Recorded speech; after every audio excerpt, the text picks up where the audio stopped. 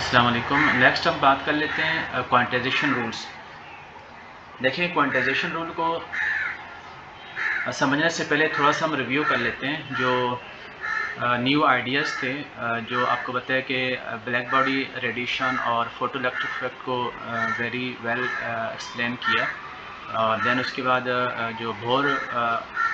Theory थी, वो hydrogen energy के जो लेवल्स थे, वहाँ से हमें ये पता चला कि हमारे पास जो है वो एनर्जी जो है वो क्वांटाइज है। जो एक्सपेरिमेंटल रिजल्ट थे उनको बोर ने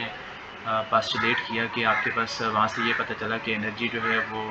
क्वांटाइज है और एंगुलर मोमेंटम जो है हमारे पास वो भी क्वांटाइज है। इसमें दो इंपॉर्टेंट चीज़ें हमें ये पता चलें कि जो एनर्जी है E is equal to NH/u, और इसी तरह जो एंगुलर मोमेंटम है L is equal to NH cut, ये हमारे पास क्या है, क्वांटाइज है। अब अगर हम देखना चाहें कि हमारे पास जो एक्शन जो हमने क्लासिकल मैकेनिक्स में पढ़ा था, यानी close integral P into D Q. P आपको पता है कि हमारे पास जनरलाइज मोमेंटम है और Q आपके पास जो है जनरलाइज कोऑर्डिनेट है। तो एक्शन को नॉर्मली आपको मालूम है कि आपने जो क्लासिकल मैकेनिक्स में पढ़ा है कि उसको यूँ लिखा जाता है, जैसे हम इसको डिनोट कर रहे हैं। तो यहाँ पे ये देखते हैं कि हमारे पास जो क्लासिकल मैकेनिक्स में जो एक्शन था, ये एक्शन हमारे पास ये कैसे क्वांटाइज हो रहा है। इस जो प्लैंक्स आइडिया है एनर्जी का E is equal to NH/u, यानी ये आपके पास क्वांटाइजेशन ऑफ एनर्जी का जो आइडिया था, इसको यूज़ करते हुए हम ये देखना चाह रहे हैं कि हमारे पास जो एक्शन है वो कैसे क्वांटाइज हो रहा है। तो इसके लिए सबसे सिंपल एक एग्जांपल हम कंसिडर कर लेते हैं। वो हमारे पास जो है वन डायमेंशनल हार्मोनिक ऑसिलेटर है। बेसिकली ये 19, जैसे यहाँ पे अभी आप चेक कर लें कि आपके पास ये 1916 को वेल्सन और समरफेल्ड ने ये क्वांटाइजेशन के ये रूल डिफ़ाइन किए थे। तो पहला जो हम क्वांटाइजेशन का रूल यहाँ पे जो डिस्कस कर रहे हैं, उसमें हम ये देखना चाह रहे हैं कि जो प्लैंक्स क्वांटाइजेशन रूल था, यानी प्लैंक्स ने क्वांटाइजेशन का जो आइडिया दिया था, उसको यूज़ करते हुए जो एक्शन है उसको वेल्सन समरफील्ड क्वांटाइजेशन रूल जो है बेसिकली एक्शन के लिए वो कैसे राइट डाउन होगा, तो वो हम देखना चाह रहे हैं। तो उसके लिए सिंपल सी एग्जांपल यहाँ पे जो हम कंसिडर कर रहे हैं वो वन डायमेंशन हार्मोनिक ऑसिलेटर की है। यानी क्लासिकल पॉइंट ऑफ व्यू से हमें पता है कि जो वन डायमेंशन ऑसिलेटर है, उसकी जो टोटल एनर्जी है वो हमारे पास बराबर होगी kinetic energy plus potential energy है। इसको मैं साथ साथ यहाँ पे थोड़ा सा आप लोगों को बताने की कोशिश कर रहा हूँ कि लेट्स सपोज आपके पास एक हार्मोनिक ऑसिलेटर है। सिंपल सी एग्जांपल अगर हम लें तो हम ये चलें, सपोज़ कर लेते हैं कि एक स्प्रिंग है, उसके साथ आपके पास एक ऑब्जेक्ट जो है वो अटैच है। तो और आपको बताया कि यहाँ पे ये इक्विलिब्रियम पोजीशन में ये मूव करेगा आपके पास अगर यहाँ पे, तो उसकी लेट्स सपोज जो पोजीशन है उसको हम x is equal to plus से डिनोट कर लेते हैं। और फिर ये जब स्प्रिंग कंप्रेस होगा तो यहाँ पे मूव करेगा, तो इधर जो उसकी पोजीशन है उसको हम चलें x is equal to -a से डिनोट कर रहे हैं। और हमें पता है कि इसका जो एनर्जी का ग्राफ अगर आपको याद हो तो हम टोटल एनर्जी का जो ग्राफ है काइनेटिक और पोटेंशियल दोनों का अगर हम प्लॉट करना चाहें तो उसका ग्राफ कुछ हमारे पास यूँ बन रहा था। और इसमें भी अगर आप वैल्यूज़ लिखना चाहें तो हम लिख सकते हैं, यहाँ पे जो वैल्यूज़ है वो x इज़ इक्वल टू 0 है और यहाँ पे x इज़ इक्वल टू आपके पास जो है वो प्लस a है। यानी एक्सट्रीम पोजीशन पे बेसिकली ये पोटेंशियल एनर्जी का रिलेशन है और यहाँ पे आपके पास x is equal to minus है। तो ये आपके पास जो कर्व है, दो कर्व दिखाए गए हैं, एक आपके पास पोटेंशियल एनर्जी का कर्व है और दूसरा हमारे पास जो है वो काइनेटिक एनर्जी का कर्व है। और ये दोनों सम करेंगे तो टोटल एनर्जी का कर्व आपके पास आ जाएगा। तो अगर हम एनर्जी की बात करें तो हमें पता है कि एनर्जी जो है वो काइनेटिक प्लस पोटेंशियल होगी। काइनेटिक एनर्जी का रिलेशन हमें पता है इन टर्म्स ऑफ मोमेंटम लिखना चाहें तो हमारे पास होता है p²/2m। और जबकि पोटेंशियल एनर्जी हमें मालूम है इस केस में हमारे पास बराबर होती है हाफ kx²। जो हार्मोनिक ऑसिलेटर उसमें एनर्जी जो है वो बराबर होती है हाफ kx²। अब k क्या है, k की वैल्यू भी हमें पता है कि k को अगर हम निकालना चाहें तो हमने, अगर आपको यकीनन ये चीज़ें पहले से मालूम होनी चाहिए और होंगी कि आपके पास k और मास, ये जो इनका रेशो है ये बराबर होता है ओमेगा² के। और यहाँ से k निकालना चाहें तो आपके पास ये वैल्यूज़ आ जाएगी m⍵²। तो इस तरह आपके पास ये रिलेशन मज़ीद मॉडिफाई किया जा सकता है एनर्जी का। E is equal to p² divided by 2m plus half, और k की जगह वैल्यूज पुट कर लें तो आपके पास आ जाएगी वैल्यू यहाँ पे m और ओमेगा² और उसके बाद ये एक्स स्क्वायर आपने वैसे ही यहाँ पे राइट डाउन कर लेना है। अब इसमें देखें तो ये हमारे पास एनर्जी का जो रिलेशन आया है, इसमें अगर हम ये देखना चाहें कि मोमेंटम की वैल्यूज़ क्या होगी, या फिर हम ये देखना चाहते हैं कि हमारे पास एक्सट्रीम या पॉइंट पे, या जिनको हम टर्निंग पॉइंट भी कहते हैं, जैसे X is equal to minus A और X is equal to plus A, यहाँ पे जो टर्निंग पॉइंट है इन पे एनर्जी की वैल्यूज़ क्या होगी। अगर आप इसमें पहले अगर आप मोमेंटम फाइंड कर लें तो आपके लिए थोड़ा काम आसान हो जाएगा। देखिए मोमेंटम फाइंड करने के लिए पहले हम क्या करेंगे कि ये जो एनर्जी ई है इसमें से ये वैल्यू जो पोटेंशियल एनर्जी की है वो लेफ्ट हैंड साइड पे लेके आएंगे तो ये माइनस हो जाएगी, हाफ एम ओमेगा स्क्वायर और एक्स स्क्वायर आएगा, और इक्वल्स टू यहाँ पे आपके पास पी स्क्वायर ओवर 2m आएगा, और 2m को आप मल्टीप्लाई कर लें तो ये आपके पास हो जाएगा 2me, और -2 और 2 कैंसिल हो जाएगा, m से m मल्टीप्लाई होगा तो m स्क्वायर बना देगा यहाँ पे ओमेगा स्क्वायर और एक्स स्क्वायर और इक्वल टू पी स्क्वायर। अगर आप यहाँ से p की वैल्यू निकालना चाहें तो आपको पता है कि दोनों तरफ स्क्वायर रूट लेंगे तो स्क्वायर रूट आपके पास आएगा और वैल्यू आ जाएगी 2me minus m square omega square और एक्स स्क्वायर। ये आपके पास रिलेशन आ जाएगा मोमेंटम का, यानी मोमेंटम की वैल्यूज़ आ जाएगी। और फिर अगेन अगर आप इसी इक्वेशन को फर्दर आगे लेके चलें और ये चेक करना चाहें कि टर्निंग पॉइंट पे ये टोटल एनर्जी का रिलेशन क्या होगा, ए टर्निंग पॉइंट, जैसे आपकी बुक में यहाँ मेंशन किया हुआ है कि आपके पास जो टर्निंग पॉइंट्स हैं, टर्निंग पॉइंट्स कौन कौन से हैं भाई, एक है X is equal to minus A और एक हमारे पास है X is equal to A. यहाँ पे हमारे पास जो पोटेंशियल एनर्जी होगी वो प्योरली पोटेंशियल एनर्जी होगी। हमें जैसे डायग्राम भी ऊपर अगर आप चेक करें यहाँ पे देखा जाए तो ये जो पोटेंशियल एनर्जी का कर्व यहाँ पे दिखाया हुआ है वो X is equal to plus A पे मैक्सिमम वैल्यू रख रहा है और X is equal to minus A पे भी मैक्सिमम वैल्यू रख रहा है। और यहाँ पे डायग्राम से भी ये चीज़ अंडरस्टूड है कि एक्सट्रीम जो पॉइंट है या टर्निंग पॉइंट्स हैं वहाँ पे पोटेंशियल एनर्जी मैक्सिमम होगी जबकि काइनेटिक एनर्जी हमारे पास जीरो होगी। तो इसी इक्वेशन को हम रीराइट करेंगे फॉर टर्निंग पॉइंट, यानी आप यूँ लिख सकते हैं for X is equal to plus minus A की वैल्यू के लिए अगर हम देखना चाहें तो जो एनर्जी का रिलेशन होगा वो, चूँकि काइनेटिक एनर्जी जीरो होगी इसलिए आपके पास यहाँ पे जीरो आ जाएगा, और पोटेंशियल एनर्जी हमारे पास जो थी वो हाफ, और जो ऊपर रिलेशन है उसी को हम राइट डाउन कर रहे हैं जो यहाँ पे लिखा हुआ है। पोटेंशियल एनर्जी आपके पास जो है यहाँ पे देखें ये वैल्यू तो हमारे पास हो जाएगी जीरो, काइनेटिक एनर्जी की जो वैल्यूज़ है वो हमारे पास हो जाएगी ज़ीरो। और यहाँ पे आप क्या करना चाह रहे हैं कि जहाँ पे x है वहाँ पे आप प्लस माइनस a पुट कर रहे हैं, तो टर्निंग पॉइंट पे हम देखना चाह रहे हैं तो आपके पास वैल्यूज़ जो है वो क्या हो जाएगी, half m omega square, x की जगह वैल्यूज़ पुट कर लेंगे हाफ m ओमेगा स्क्वायर, और x की जगह वैल्यूज़ पुट करेंगे प्लस माइनस a, और ऊपर स्क्वायर लगा हुआ था तो यकीनन आपके पास जो आंसर है वो प्लस में आएगा, तो ये वैल्यू आ जाएगी हाफ m और ओमेगा स्क्वायर और ए स्क्वायर। ठीक हो गया। यहाँ से हमारे पास टर्निंग पॉइंट पे एनर्जी की वैल्यू आ रही है। और यहाँ से एक और इम्पोर्टेंट चीज़ अगर देखेंगे, ये जो हमारे पास ए है इसकी वैल्यू भी यहाँ से आप फाइंड आउट कर सकते हैं, हमें आगे ज़रूरत पड़ेगी तो मैं यहीं पे लिख देता हूँ। तो ए स्क्वायर की वैल्यू फाइंड करेंगे तो ई के साथ जो है वो 2 जाके आपको पता है कि मल्टीप्लाई होगा, और डिवाइड में जो वैल्यूज़ आएगी वो एम और ओमेगा स्क्वायर आएगी। इस तरह ए की वैल्यू हमें आगे ज़रूरत पड़ेगी तो इसलिए मैं पहले यहीं पर राइट डाउन कर लेता हूँ। अब आप देखें कि हमारे पास हमने एक्शन कैलकुलेट करना है,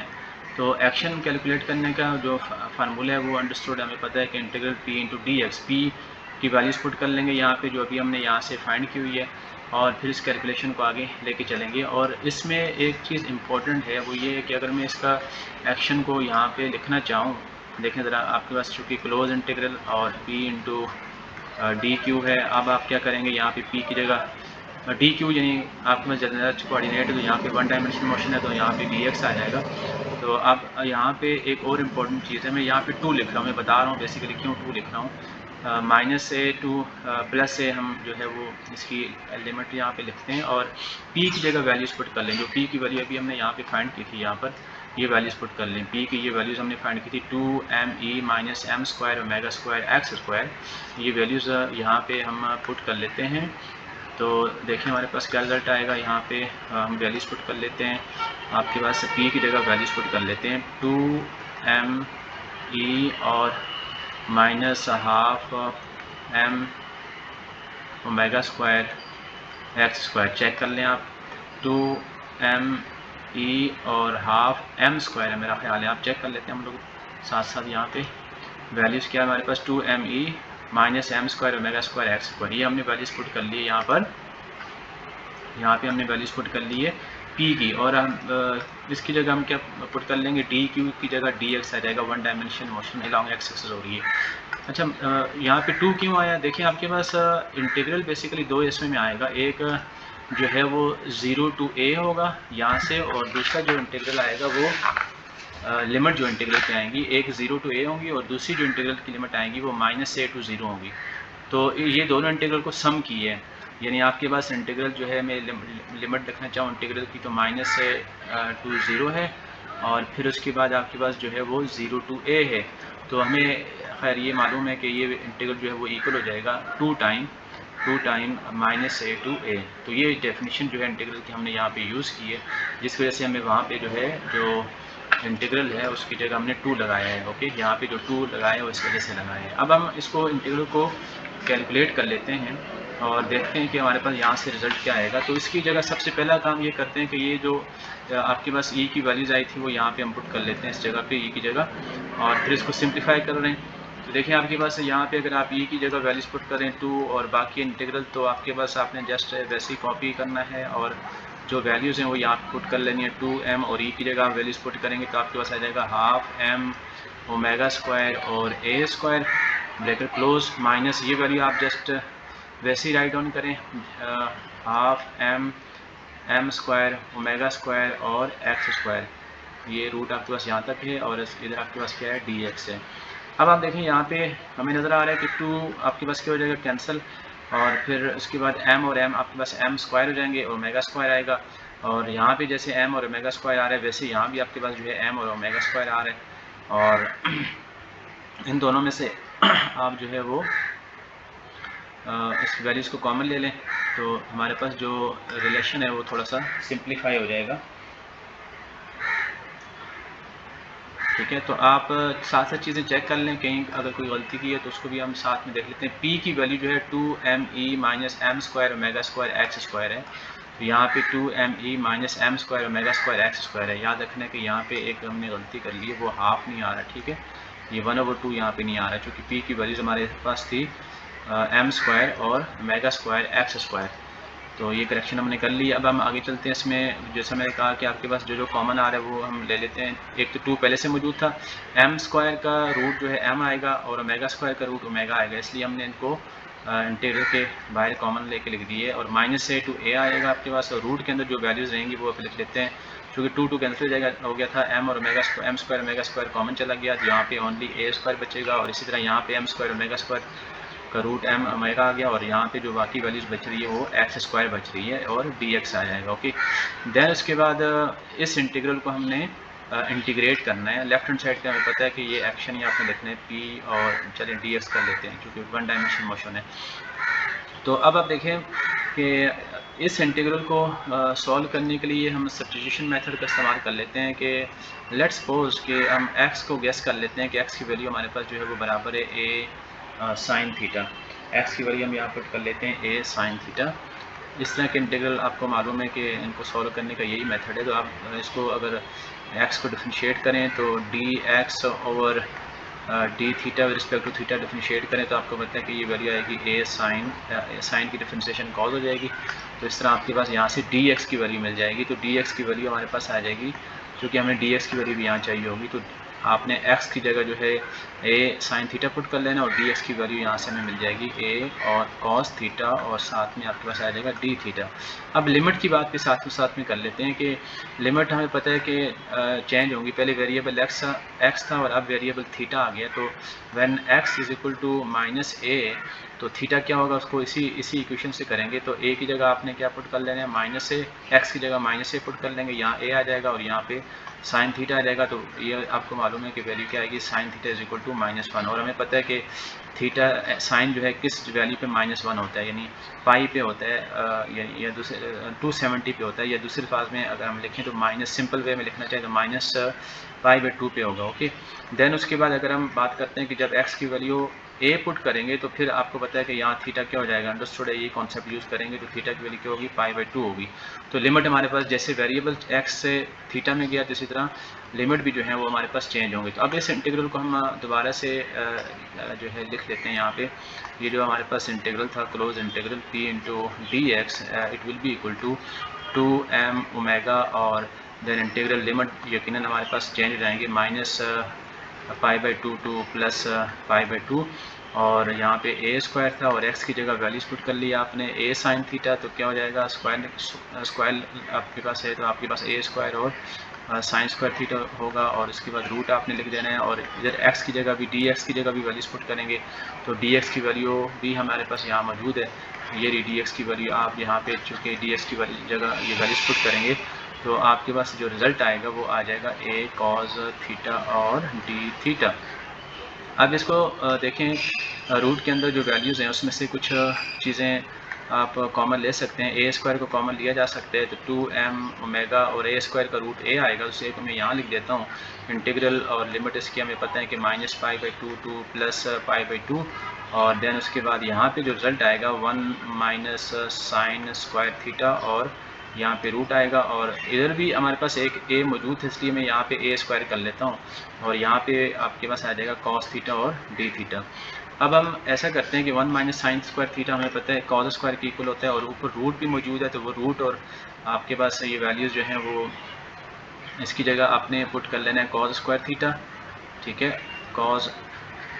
स्क्वायर थीटा, और ऊपर रूट है तो रूट से कैंसिल हो जाएगा, स्क्वायर से रूट जो है स्क्वायर से कैंसिल हो जाएगा तो कॉस आएगा, कॉस एक बाहर भी मौजूद है तो ये कॉस स्क्वायर बना देंगे। तो सिंपल वे में लिखना चाहें तो 2m ओमेगा और ए स्क्वायर, और इधर आप इंटीग्रल आ गया, और यहाँ पे सिंपली जो फाइनली जो रिजल्ट आएगा वो कॉस स्क्वायर थीटा आएगा, क्योंकि एक कॉस यहाँ से आया एक कॉस पहले से यहाँ मौजूद है, तो डी थीटा आ जाएगा, और लिमिट तो आपको पता है कि हमारे पास π/2 टू -π/2 ही रहेंगे। अब इसको थोड़ा और मज़ीद सॉल्व करें तो कॉस स्क्वायर की इंटीग्रल हम डायरेक्टली फाइंड नहीं कर सकते, तो हमें पता है कि यहाँ पे हम जो ट्रिग्नोमेट्रिक प्रॉपर्टीज़ हैं उनको हम यूज़ करेंगे। तो 2m ओमेगा और ए स्क्वायर को वैसे ही लिख रहे हैं, और इंटीग्रल यहाँ पे आपको पता है कि कॉस स्क्वायर बराबर होता है 1 प्लस कॉस 2 थीटा और डिवाइडेड बाई 2,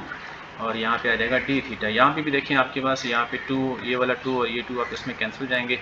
तो आप इस इंटीग्रल को इंटीग्रेट कर लें तो आपके पास m ओमेगा और ए स्क्वायर, तो इंटीग्रल को इंटीग्रेट करेंगे तो यकीनन क्या आएगा आपके पास थीटा आ जाएगा, और कॉस की इंटीग्रेशन जो है वो आपके पास साइन थीटा होती है, 2 थीटा साइन 2 थीटा, और चूँकि 2 थीटा तो इसलिए डिवाइड में भी 2 आएगा, और लिमिट हमारे पास आप यहाँ लिख दें -π/2 टू π/2। अब लिमिट अप्लाई कर लें, लिमिट अप्लाई करेंगे तो आपको पता है कि यहाँ पे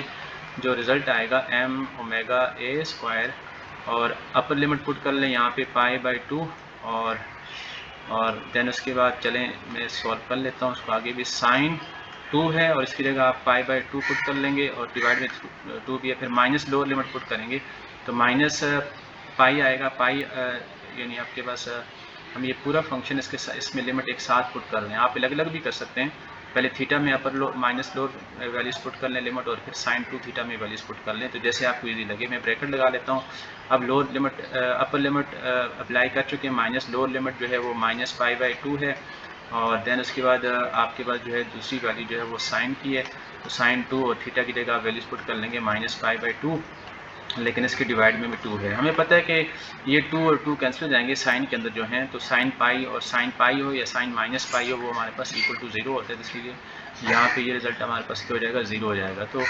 फाइनली आपके पास जो रिज़ल्ट आएगा m ओमेगा ए स्क्वायर, और देन यहाँ पे आप देखें π/2 आ रहा है, और ये माइनस माइनस प्लस हो जाएंगे और ये भी π/2 हो जाएगा, देन आपके पास -½ पाई और -½ पाई आपके पास पाई आ जाएगा, तो आंसर आ जाएगा m ओमेगा ए स्क्वायर के साथ ओनली पाई आंसर आ जाएगा। ओके, अब मैंने आपको ऊपर बताया था कि हमें ए की वैल्यूज़ हमें ज़रूरत पड़ेगी, तो हमने ए की वैल्यू ऊपर कहीं पे राइट डाउन की थी, उसकी वैल्यू ए स्क्वायर की वैल्यू हमें पता है कि 2e over m omega square. तो अब हम यहाँ पे ए की जगह जो है वो वैल्यूज़ पुट कर लेंगे। यहाँ पे हमारे पास ए स्क्वायर की वैल्यू जो है वो हमें ऊपर हमने लिखी थी कि ए स्क्वायर की वैल्यू हमारे पास क्या थी 2e over m omega square, मेरे ख्याल में यही हमारे पास ए की वैल्यू थी 2m over m omega square. ये वैल्यू यहाँ पुट कर लें आप, तो m ओमेगा पाई और a की जगह वैल्यूज पुट कर लें, यानी a स्क्वायर की जगह वैल्यूज पुट कर रहे हैं 2e ओवर m और ओमेगा स्क्वायर। अब देखें आपके पास जो है वो एक ओमेगा जो है वो कैंसिल हो रहा है यहाँ पे, और देन उसके बाद इसको थोड़ा सा और सिंप्लीफाई करें तो आपके पास जो रिज़ल्ट आ रहा है फाइनली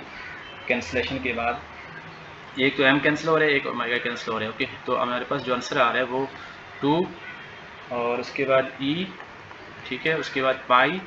और डिवाइड में हमारे पास m कैंसिल हो गया तो 1 ओमेगा बच जाएगा। तो ये रिज़ल्ट हमारे पास आ जाएगा 2e पाई ओवर ओमेगा। अब हमें पता है कि ओमेगा बेसिकली किसके बराबर होता है, omega is equal to 2 pi into nu, nu frequency है।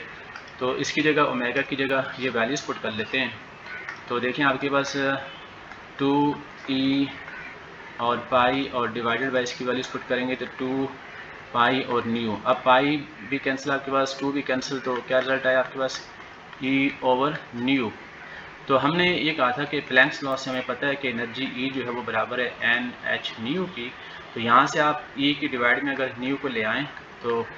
आपके पास ये किसके बराबर होगा, एन इंटू एच। तो इसका मतलब ये होगा कि आपके पास E ओवर न्यू की जगह आप पुट कर सकते हैं एन इंटू एच। तो आपके पास जो एक्शन था basically P into d x, वो हमारे पास यहाँ पे क्वांटाइज हो चुका है, integral P into d x is equal to n h. तो इस तरह हमने यहाँ से ये देखा कि आपके पास जो है वो एक्शन जो है वो क्वांटाइज हो गया जब आपने प्लैंक्स की जो इक्वेशन है E is equal to n h nu को यहाँ पे जो है वो यूज़ किया, तो हमारे पास यहाँ पे एक्शन की वैल्यू क्वांटाइज आ गई। यही बात हम यहाँ पे जो है वो देख सकते हैं कि बुक के अंदर मौजूद है कि आपके पास जब ये पता चला कि हमारे पास जो एक्शन है वो बेसिकली क्वांटाइज हो रहा है, तो हम ये लिख सकते हैं कि ये जो सिंपल कैलकुलेशंस है, यहाँ से ये पता चला कि Planck's rule for energy quantization is equivalent to the quantization of action. इस कैलकुलेशन से हमें ये पता चला कि जो प्लैंक्स रूल था एनर्जी क्वांटाइजेशन का वो बेसिकली इक्विवेलेंट है क्वांटाइजेशन ऑफ एक्शन।